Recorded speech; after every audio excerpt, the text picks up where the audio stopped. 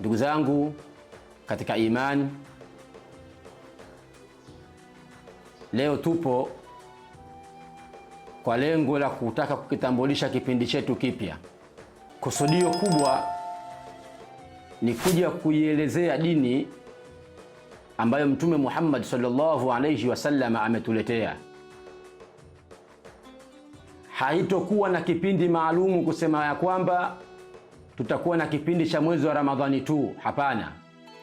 Ila tutakuwa na vipindi mbalimbali vinavyohusiana na muendelezo wa dini yetu, pale ambapo Mtume Muhammad sallallahu alayhi wasallama alipoipokea hii dini iliyokamilika kutoka kwa Allah subhanahu wa ta'ala kuwafikishia Waislamu kwa ujumla.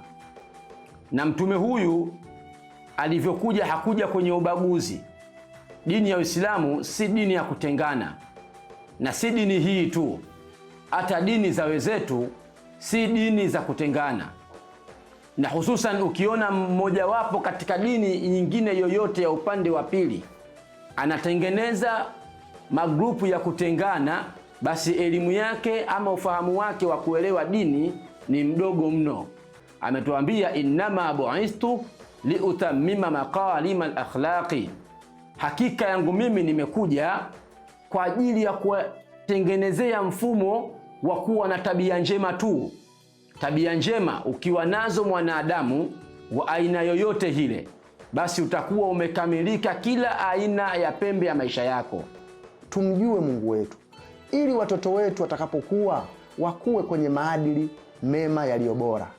Hii dunia sasa hivi imetawaliwa sana na masuala ya mitandao na AI na mambo ya ajabu.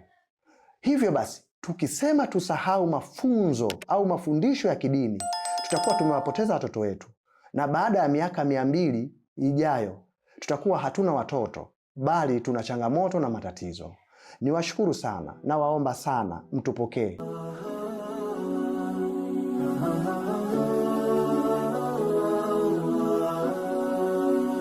Wabillahi tawfiq, wassalamu alaikum wa rahmatullahi wa barakatuh. Ya salam wa ila liqa.